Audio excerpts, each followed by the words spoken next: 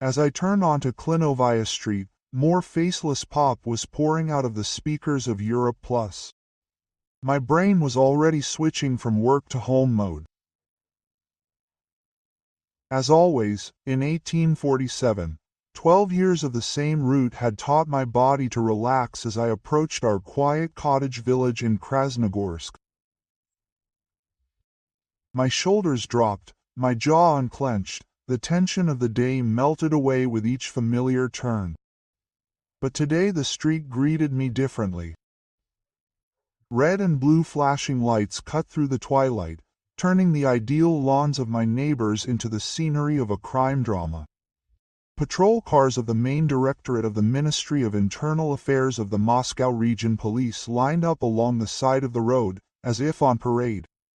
Crackling and codes that I couldn't decipher came from the radio. An ambulance was frozen in the middle of the street. The back doors were wide open. The ambulance team was busily fussing around the stretcher. And the epicenter of all this madness was my house. Our house. Red and white ribbon. Police. No entry. It encircled the area like a garland at a funeral. A patrol police officer was on duty at the gate. His arms were crossed over his chest. His face was expressionless. On the side of the road, where guests usually parked, a BMW 5 Series was ablaze. Black smoke rose in a column into the darkening sky as the PE firefighters doused the flames with armored vehicles. I drove onto the front yard and turned off the engine. Muscle memory worked while my brain tried to digest what I had seen. There must have been some kind of mistake. An accident at our neighbors that accidentally affected our territory. Senya was most likely sitting inside, watching what was happening from behind the curtain, as shocked and confused as I was. As I approached, the policeman stepped forward, mechanically placing his hand on his holster. "Citizen, let's move away from the scene of the incident." I took out my passport. "This is my home, Ilya Melnikov. I live here." "What happened?" "My wife is fine."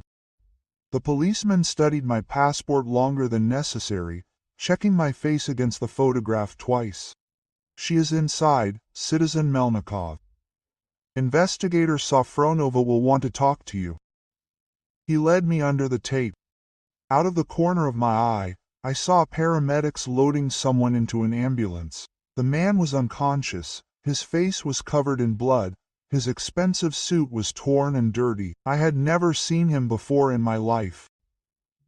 Investigator Safronova, a woman in her 40s, materialized next to me, with a keen gaze that seemed to record my every move.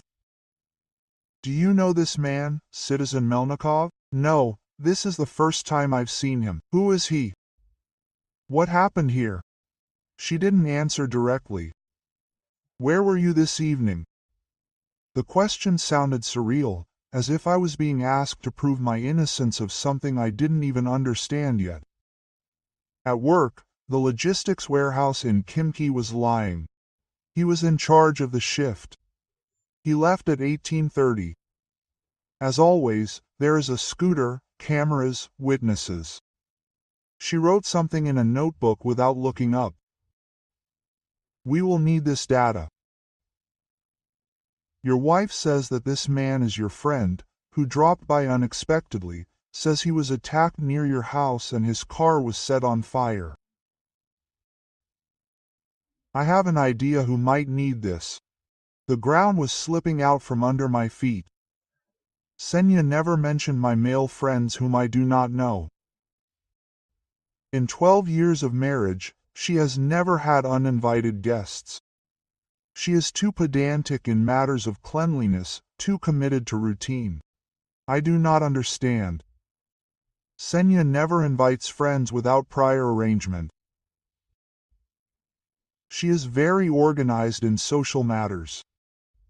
The investigator's eyebrows rose slightly. Organized.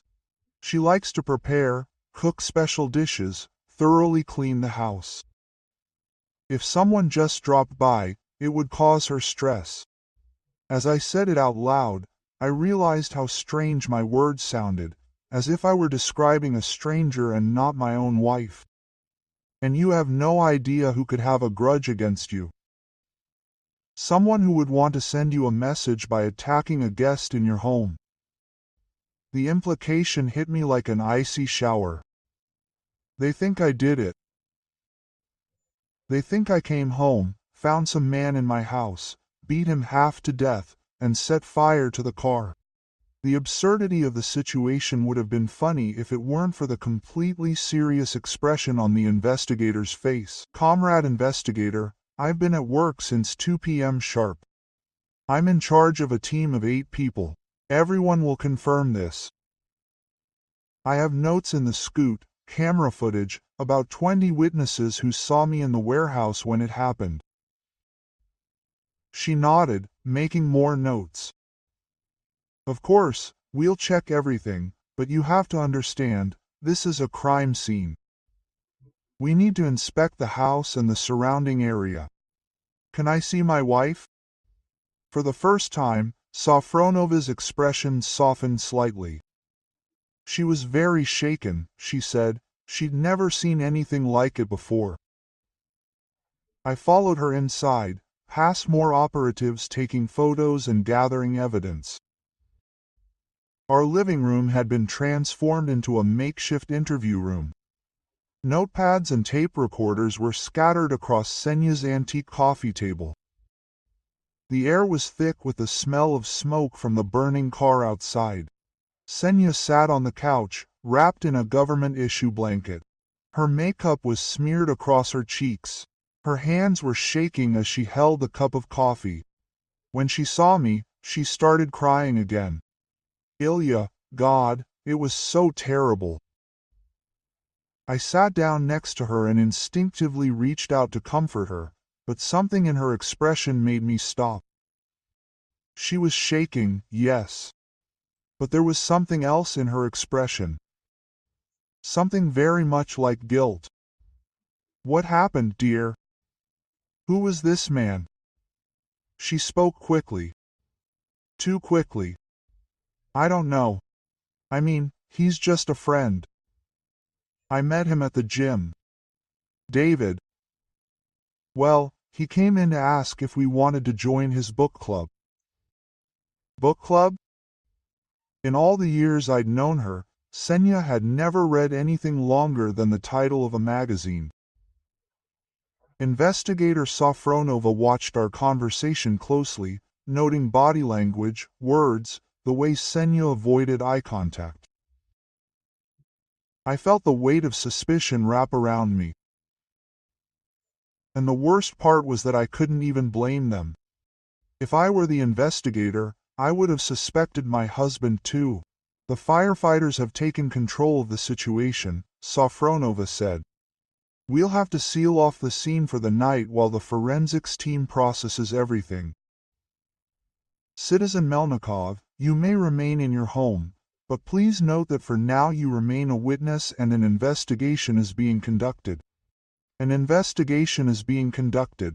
The phrase echoed in her head as the investigator gathered her equipment. Outside, an ambulance was taking away a wounded man and firefighters were pouring water on the smoldering remains of a BMW. I was free to enter my home, but nothing would ever be the same again. The front door closed behind the last policeman at 11:30 p.m. Senya and I were alone for the first time since this madness began. The silence was more oppressive than the previous noise. No crackling radios, no footsteps on the parquet floor, no official voices discussing evidence and testimony. Just me, my wife, and the elephant in the room, which was getting bigger with every minute. Senya had thrown off the government blanket and was now rushing between the kitchen and the living room, fiddling with her hands and mumbling fragments of phrases. I can't believe this happened. Poor David. Who could do such a thing? David. She had said his name 3 times already, and each time with an intimacy that belied her claim that she barely knew him. Kasiusha, sit down. My voice sounded calmer than I felt. the same tone I use in the warehouse with problem movers. We need to talk. She sat down on the edge of the leather chair, the one that was facing away from the couch. As far as I could remember, the first time she decided not to sit next to me was when we were alone. They had wiped it off during interrogations, but the lipstick was completely gone. Question: when did she lose it? Tell me about David. I already told you. And the police too. He's just a guy from the gym who what's his last name? The question hung in the air. Senya's mouth opened and closed. Like a fish washed up on the beach, her gaze darted to the window, where the skeleton of a burnt-out car still showed black in the light of the street lamps. Sorokin, David Sorokin. What gym? That you've been going to world class in Kimchi for 3 years now. I've picked you up from there dozens of times. What coach David? What classes does he teach? Now her face fell apart. The careful composure she had maintained in front of the police had turned into something rough and desperate. He's not a trainer, he's just a visitor, who's Kasyusha. I leaned forward, trying to speak evenly. I saw the statements on Tenkov's card. You haven't been to the gym for 6 months. There was a dead silence. Outside, the neighbor's dog barked once and went quiet. The refrigerator hummed in the kitchen. Senya's breathing became shallow and rapid, as if she were having a panic attack. Ilya, I can explain. You can, because I'm trying to figure out what happened, but nothing fits. A stranger shows up in our house. A stranger driving a BMW worth 6 to 7 million rubles. Beaten half to death right on our front yard. His car is set on fire. The police think I did it. And my wife claims she barely knows the victim. The words burst out of her in a loud, shrill, desperate voice. I don't know who did this. I was inside when it happened. I heard screams, the sound of breaking glass, and when I looked out the window, David was lying on the ground, his car on fire. I immediately called 911. What was he doing here, Senya? She hugged herself and swayed slightly. He just wanted to talk about something personal. The truth was in the pauses, between the words, in the way she avoided meeting my gaze, guilty in the slumped shoulders.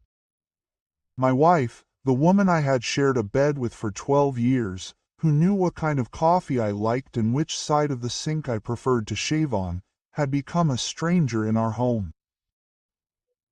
The rage that engulfed me was pure and cold, as if I had stepped into an Arctic wind. Not the hot, explosive rage of the moment, but something deeper and more permanent. A fundamental change had occurred in my perception of Senya, our marriage, and the last decade of my life. How much? Ilya, please. How long have you been sleeping with him? Her face finally broke.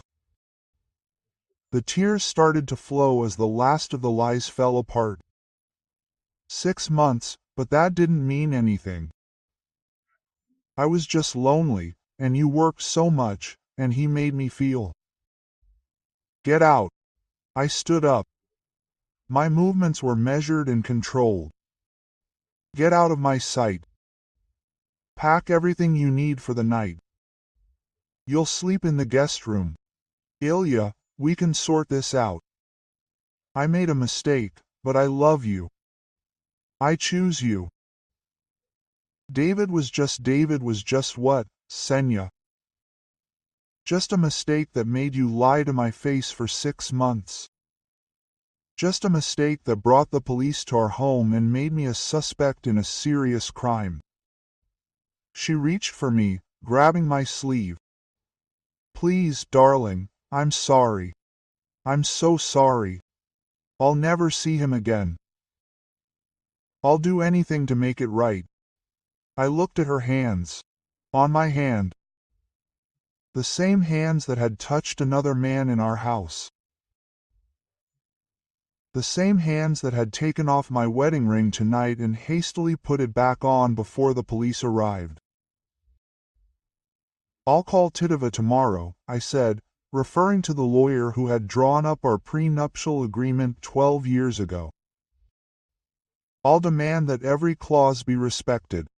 You signed, Kasiusha.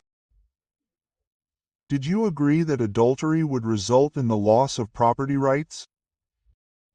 The color drained from her face. "You're not serious now." "I've never taken anything so seriously in my life."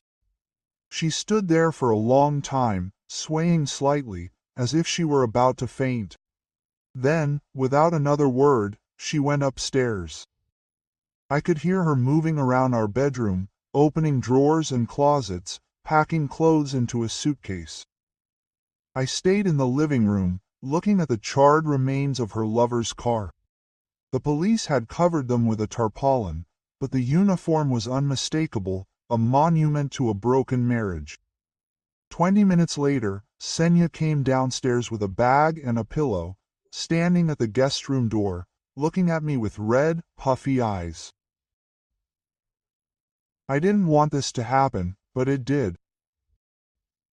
And now we both have to live with the consequences. The guest room door closed with a soft click. A few minutes later, I heard her crying, deep, heartbreaking sobs that echoed through the walls. I went up to our bedroom, where the scent of her perfume still lingered on the sheets. For the first time in years, I had the bed to myself. I lay on my back, my hands behind my head, staring at the ceiling and thinking about logistics. Divorce papers, asset protection, CCTV in the warehouse that would clear me of any police suspicion. Down the hall, Senya's cries gradually died down to an oppressive silence. I slept better than I had in months.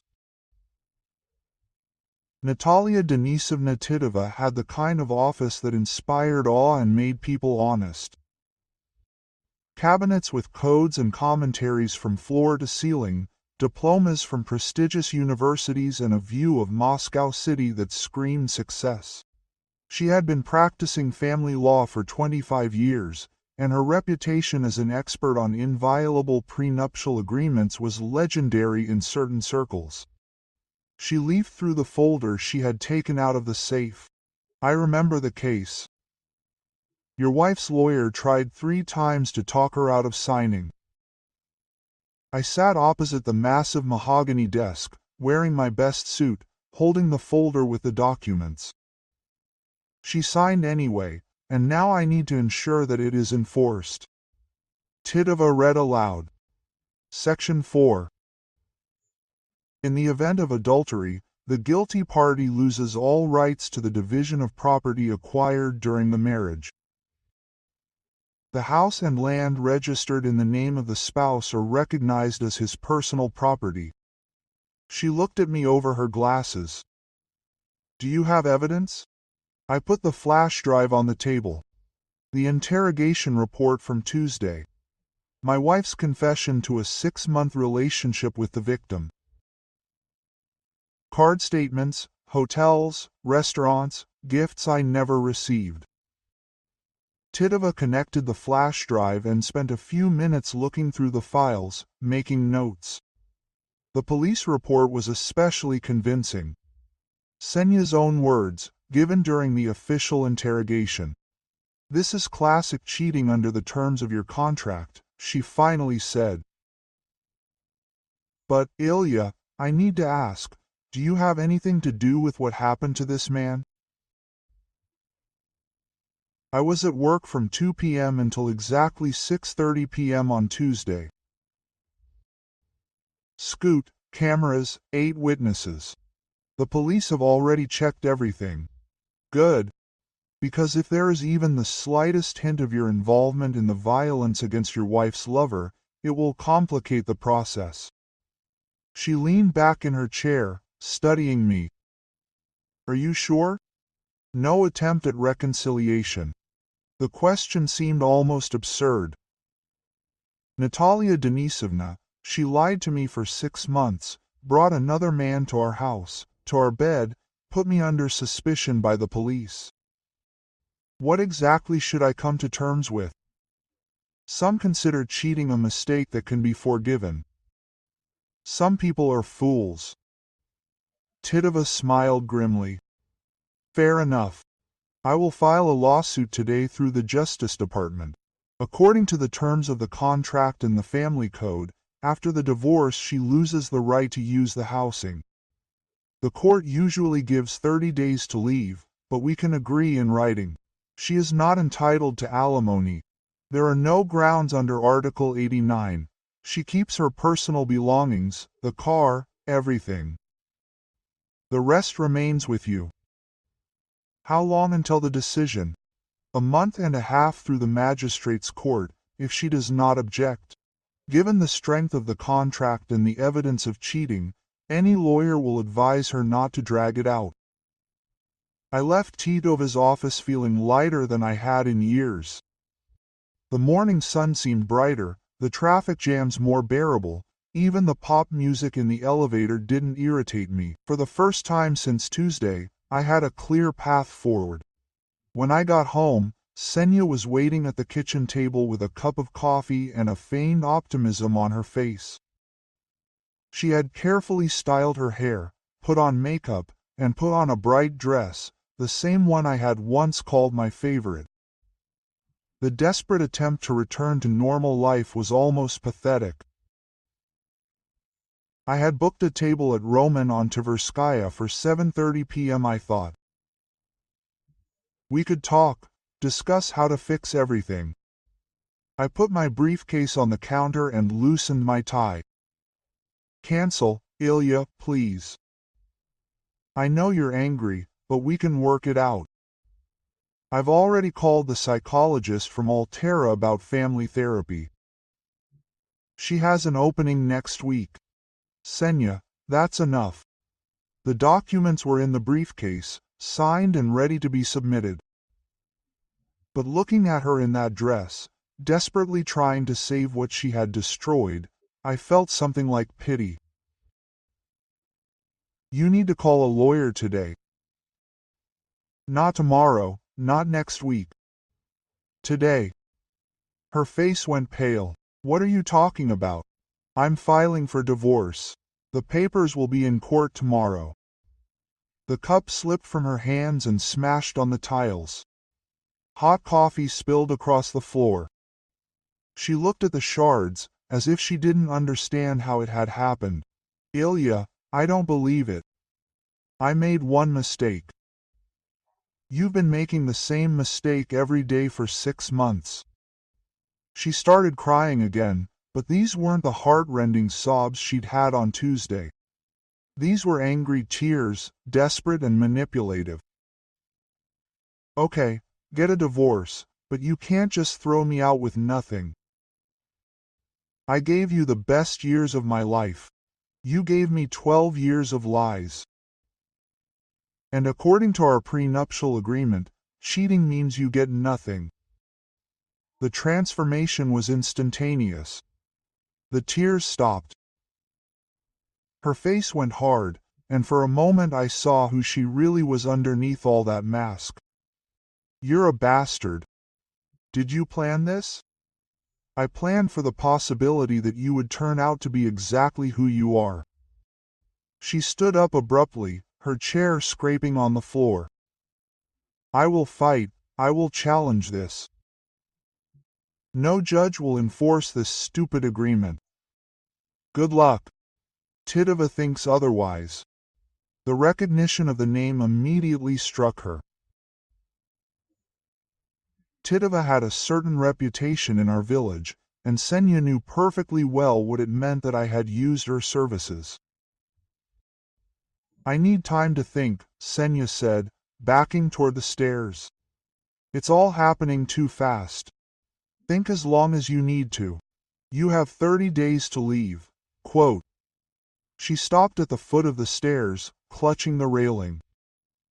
What about the police investigation? What if they arrest you? They won't. I have an ironclad alibi.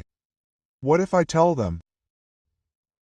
Kasiusha, I didn't touch your boyfriend, but I'm not going to let his problems become mine any longer than they already are. She went upstairs without saying a word. An hour later, I heard her on the phone, probably to her sister or mother, laying out some version of events in which she was the victim. Let this whole story be irrelevant by tomorrow. I ordered a delivery of voklapsha and ate dinner alone at the kitchen table, studying Titova's preliminary inventory of the property. The house, the investments, the pension savings, it would all be mine. Just like we agreed 12 years ago, when Senya wanted to get married so much that she signed everything I offered her. That night, I slept in our bedroom, and Senya stayed in the guest room. Her phone conversations could be heard through the walls. Her voice changed from tears to anger as she tried to find someone who would say what she wanted to hear. But numbers don't lie, and neither do contracts. In a few weeks I would be completely free of her, with my property intact and my conscience clear. It was the best dream I'd had in years. The interrogation room at the Krasnogorsk District Department of the Ministry of Internal Affairs of Russia was exactly what you'd expect. Fluorescent lights, a metal table, chairs that had seen better days. Investigator Safronova sat across from me with a thick folder and a tape recorder, reviewing my timeline for the third time in 4 days. So, you left work on Tuesday at 6:30 p.m., she said, checking her notes. Your supervisor confirms. The security footage shows you exiting through the turnstile at 6:32 p.m. That's right. Let's go straight home. Straight home. The same route I take every day. She flipped through a few pages. We checked your attendance, talked to the staff, looked at the CCTV footage in the warehouse. It all fits.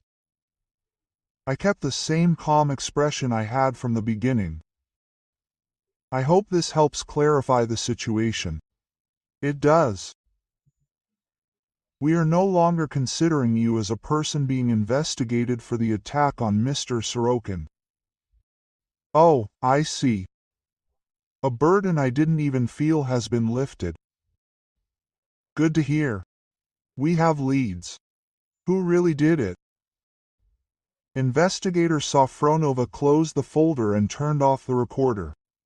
Between you and me, Citizen Melnikov, crimes like this usually fall into 2 categories: random violence, which this clearly was not, and personal squabbles. Considering that Mr. Sorokin was visiting your wife and someone beat him unconscious right there on your front porch, she let the hint hang in the air. Do you think this is because of Senya? It seems your wife was not entirely open about the nature of her relationship with the victim. But that's not your problem anymore, is it? There was a note in her voice. She knew about the divorce. Rumors spread quickly in the village, especially when Titova's name is involved. No, it's not my problem anymore. Walking out of the police station was like walking out of a tunnel into the light. The afternoon sun was warming my face, and I had nowhere to go but home. The investigation was closed. I was clean. Senya's problems were quickly becoming someone else's responsibility. But as I drove through the city, I thought back to Tuesday evening. Not to the embellished version I had presented to the police, but to what had actually happened. I left work early that Tuesday, but before I left, I paid attention to the details. The scooter turnstile in the warehouse reads not only the exit, but also the entrance. An hour before, I had discreetly left my badge with the duty officer, saying that I would reprogram it for the checkpoint system. The shift was accustomed to such trifles. No one was surprised. At 18:30, one of the foremen, at my request, put it to the reader and waved his hand at the camera, impersonating me. The recording shows Melnikov leaving work at the appointed time. So I had a double alibi. The cameras spoke for me better than any words. Driving past at 17:45, I saw her again. Sorokin's BMW was parked on my property, as if it belonged there. I had seen it there 3 times in the last month, always parked in the same spot where guests usually park.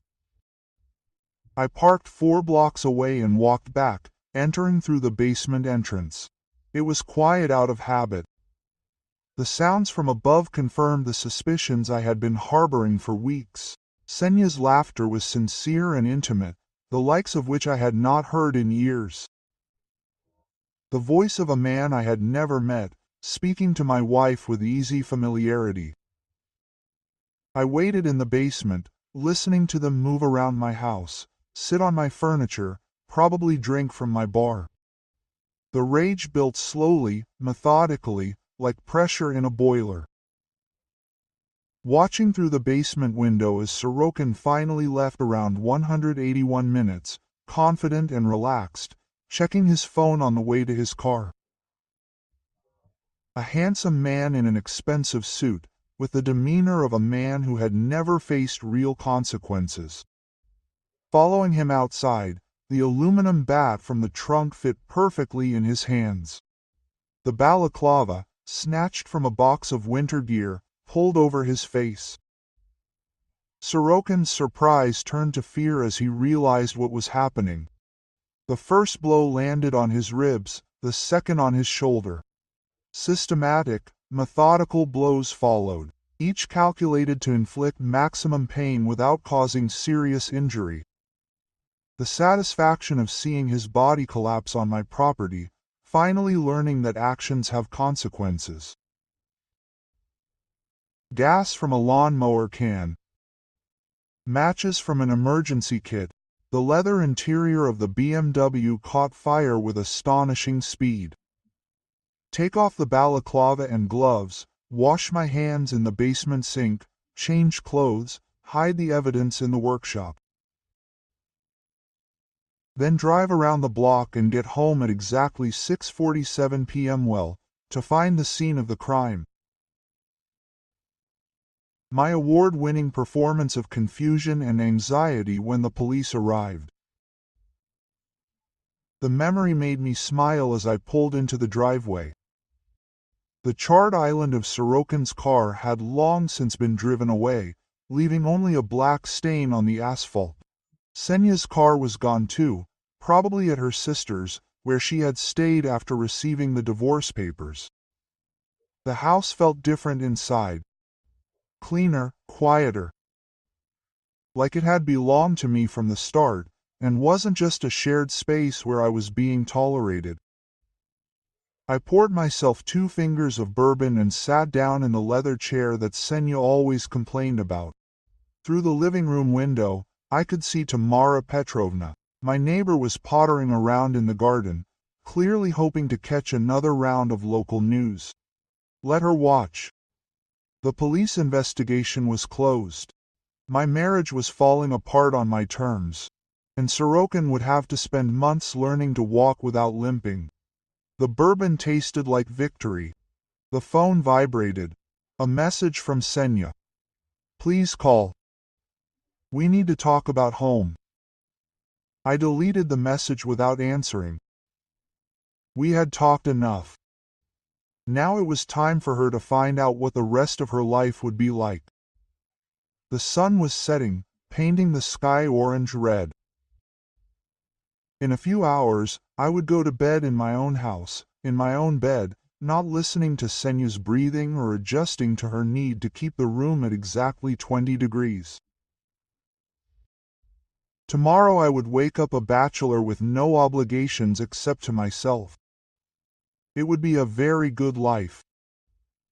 2 weeks after the divorce was finalized, I stood in the kitchen, brewing coffee for one, and watching the morning news.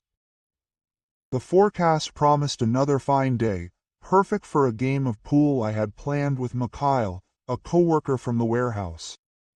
Senya had moved out the day before, taking only what the prenuptial agreement allowed: a car, clothes, jewelry, and the bitter realization of the cost of her decisions.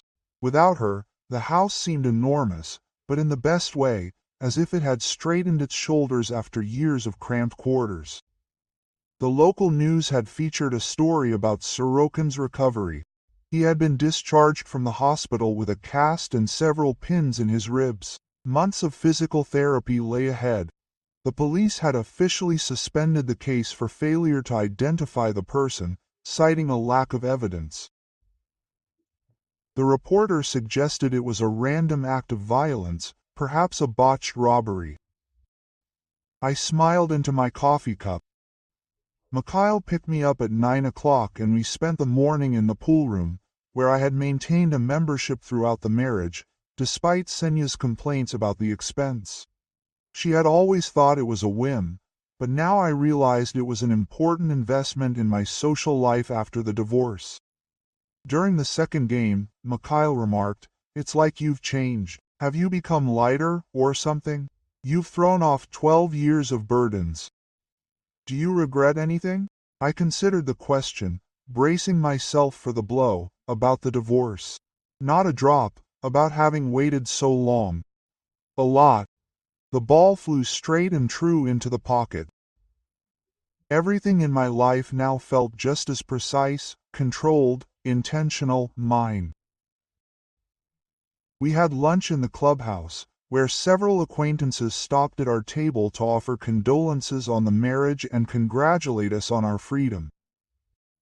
Rumors of Senya's infidelity and the terms of the divorce had already spread through the village. In our circles, adultery was still considered a serious violation, and everyone agreed that I had handled the situation with dignity. At lunch, Mikhail said that he had heard that she was still living with her parents. The prenuptial agreement gave her 30 days to find housing. Quote, "It's probably a consequence of this," I replied. Mikhail nodded understandingly. He himself had gone through a nasty divorce 5 years ago, but without a prenuptial agreement. The ex took half of everything and was still getting elements. Quote, "You were always smart," he said.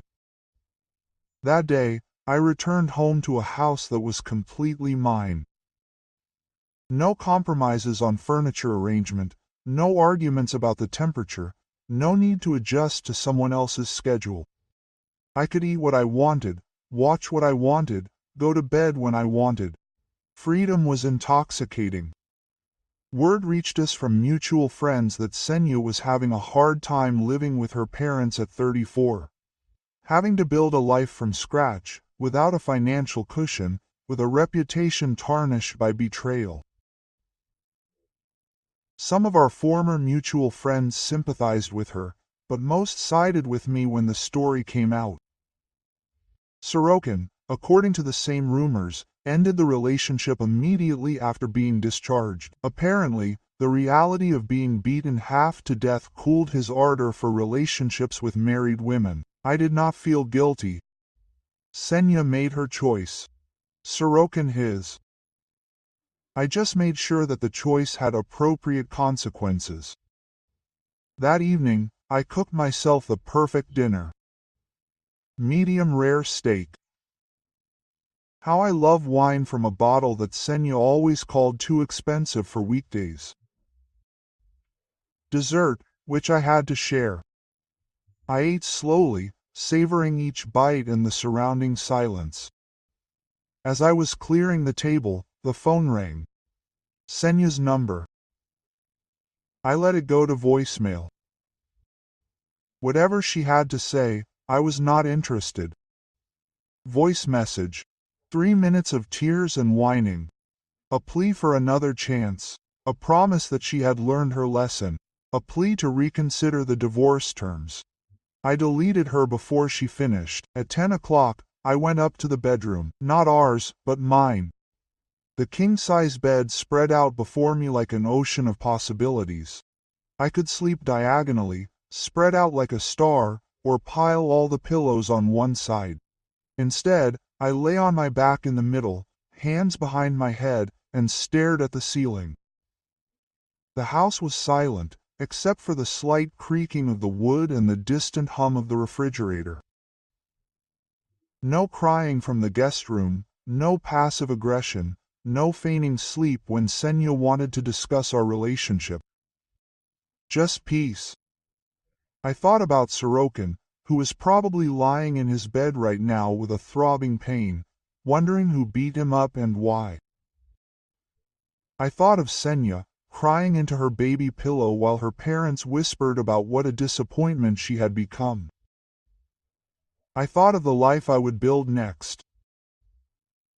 Travel, hobbies, perhaps, in time, meeting someone who understood loyalty.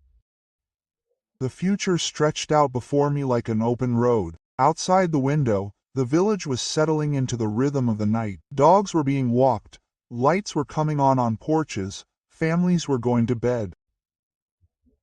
Ordinary people living ordinary lives, and most had never had to deal with such betrayal. But I had handled it perfectly, methodically, with the same attention to detail that I show in everything. The police investigation was closed. The divorce was finalized, the assets were protected. My reputation was intact. Justice had been served on my terms, and the future was entirely mine. I closed my eyes and sank into the deep sleep of a man with a clear conscience and no regrets. And so, we have reached the end of today's story. Were your expectations met, or did everything take an unexpected turn? I'd like to know your opinion. Share in the comments. Let's discuss.